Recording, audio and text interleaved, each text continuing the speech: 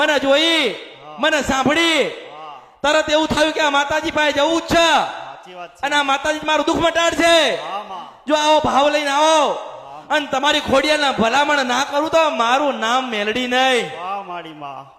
પણ ન્યાય એટલે ન્યાય કહેવાય. હા માં. 1 રૂપિયાનો હોય કે 1 લાખનો હોય, સાચી છે માં. દેવ પોતાનો ન્યાય કેદી છોડતો નથી.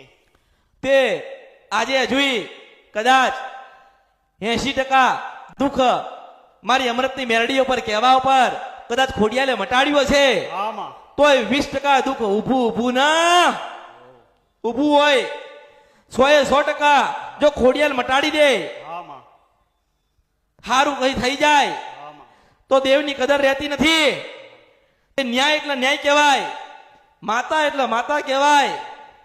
મેં નથી કીધું કે મારો દીવો કરજો, પણ એટલું કીધું કે જાઓ આજે દુઃખ લઈને આયા છો, રોતા આયા છો, હા માં. તે જાઓ તમારી ખોડિયાલને મનાવું છું, હપાડું કરું છું.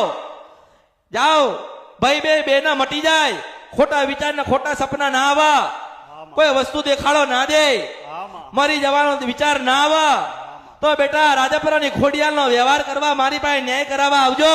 હા માં. અને આજે સારું